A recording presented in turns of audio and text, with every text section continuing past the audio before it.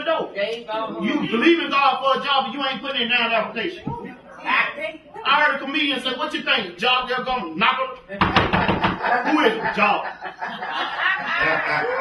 If you got the faith, then let the work operate behind that faith. You believe in God for a job, go sign some application. If you believe in God for a business, learn how to run a business. Amen. That's right. And the Egyptians made the children of Israel to serve with rigor. And they made their lives bitter with hard bondage and mortar and brick and all manner of service in the field. And their service wherein they made them severe was with rigor. And the king of Egypt spake to the Hebrew midwife, of which the name of the one was Shiphrah and the name of the other Puah. And he said, when ye do the office of a midwife to the Hebrew women, and see them upon the stool, if it be a son, then ye shall kill him. But if it be a daughter, then she shall live. And so what he's trying to do is avoid the purpose that God had for the children of Israel before they even knew what God was going to do. Amen. Come on. And so the struggle is that the enemy, the struggle that you go through is that the enemy is trying to stop you from reaching your destiny. Amen. All right. So know when you go through struggle, trials, and tribulation, know that the enemy has a plan for you. Exactly. All right. Amen. That's right. Hallelujah. Thank you, Lord. Thank you, Jesus. But the midwives feared God. Hallelujah. And did not as the king of Egypt commanded them, but saved the men children alive.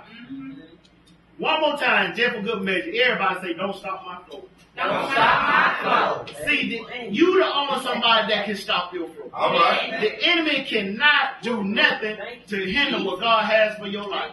All right. So if we singing and shouting about it, running around the church talking about what God has for me is for me, well, if you really believe that, you ain't got to worry about what nobody else doing. You ain't got to worry about the junk.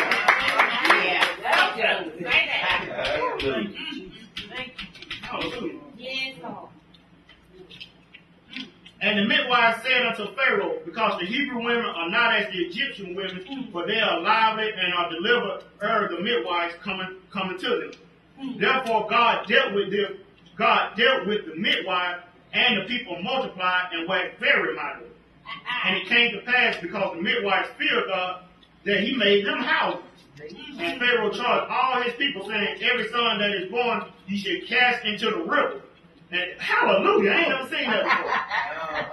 Hallelujah. And hallelujah. Now check this out. The enemy, Pharaoh, hallelujah, gave Moses' mother the plan that God had. He told him to throw him into the river. And so that's exactly what she did. She put Moses in the river and set him forth in his destiny. See, sometimes you can even learn from your enemy. Hallelujah. She would have never, if Pharaoh had made that command, she probably would have never known what to do. Amen. That's right. Hallelujah. Thank you, Jesus. And that's what she did. She threw Moses in the river. That's right. And the very thing that she did, the very thing that the enemy tried to stop in her, brought the whole thing into pass. Just like what we talked about Joseph week before last. You know, they throw him in the pit and said, now we're going to see what becomes of his dream. The very fact that they tried to stop it caused the thing to happen. And just like we say, we telling people, oh, chose a dream. When God tell you something, you know, you keep it to yourself. Don't share what God gave you to nobody. Why? Because they so full of self. And they're afraid that somebody's going to take what they got. All right. The very reason that Joseph, as soon as Joseph spoke it out of his mouth, that said everything in order to bring it to pass. That's why every time you talk to me, I'm talking about what I'm fitting to do, what I'm getting ready to do. I'm speaking it out of my mouth. And which would actually give God permission to set everything in order to bring it to pass. I told my general manager, I said, man, I'm gonna start my own internet radio station. And this way he said, well, man, we already doing a lot of stuff, man. We don't need to take on too much. And I'm like, God would not have put that in my heart if he didn't want it to happen.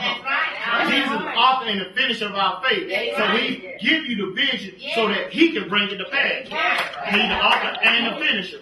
So 1 week later, I had 2 internet radio stations up and running.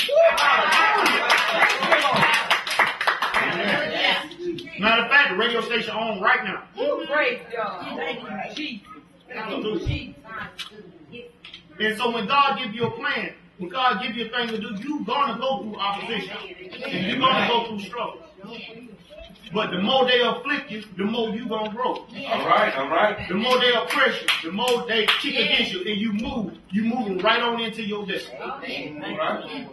But see, after that, praise God, you got to go through some training. Because you don't want to go into a thing without any experience. And so you have to be trained to do the thing that you call to do. Why do you think you go through school? To train for adulthood. And then when you finally in high school, when you finally figure out what you're going to do in life, then you go to college to learn how to do it. So you want to be successful, you got to go through the training. Now go to Exodus chapter 2. Actually, we're already in the chapter 2. Start at... Yeah, that's what I want to do. Go to verse 5. Verse 5. And the daughter of Pharaoh came down to wash herself at the river, and her maidens walked along beside the riverside. And when she saw the ark among the flags, she sent her maid to fetch it. And when she had opened it, she saw the child, and behold, the babe wept. And she had compassion on him and said, This is one of the Hebrew children. Then said his sister to Pharaoh's daughter, Shall I go call the nurse of the Hebrew woman that she may nurse the child for thee? And Pharaoh's daughter said unto her, Go. And the maid went and called the child's mother. Hallelujah. Just by recognizing the Spirit of God. Not only did she save her child, she got paid to raise her child. Yes. Oh, how much did she got paid to do something that she was going to do anyway? She got paid to do something she was going to do anyway. How is it that you can work for a company for 25 years and not even realize you can start your own business? Why make all that money for somebody else when you can make it for yourself? What I look like driving this man's truck for 10 years when I know how to drive, when I can buy my own truck and drive. Hallelujah. Thank you, Jesus. Verse 9. And Pharaoh's daughter said unto her, Take the child away and nurse it for me, and I will give thee thy wages. Hallelujah. She asked her what did she want to do. She said her own self. And the woman took the child and nursed it, and the child grew, and she brought him unto Pharaoh's daughter, and he became her son, and she called his name Moses, and she said, Because I drew him out of the water. And it came to pass in those days when Moses was grown that he went out unto his brethren, looked on their burdens, and spied an Egyptian smiting the Hebrew, one of his brothers. I want to stop right there because the point of reading that is the fact that the very reason that Moses was trained and raised in Pharaoh's house, he was trained according to the way that the Egyptians did things. So God was able to use Moses because he had experience in that area. Because he grew up in Pharaoh's house. So he knew how to come to Pharaoh. He knew how the Egyptians thought. And so because God wanted him to use that in that area, God made a way for him to be trained in that area. All right. Okay, now go to Luke chapter 2.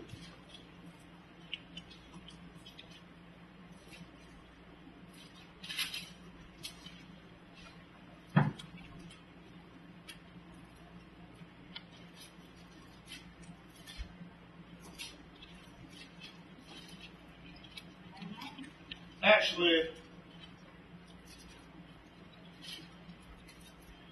that's not what I want to do. Yeah, it is. Yeah. Luke chapter 2, start down at verse 41. Believe it not, even Jesus got trained. Yeah. Start at verse 41. It said, Now his parents went to Jerusalem every, talking about Jesus' parents, at the feast of the Passover. And when he was 12 years old, they went up to Jerusalem after the custom of the feast. And when they had fulfilled the days, they returned. The child Jesus tarried behind in Jerusalem, and Joseph and his mother knew not of it.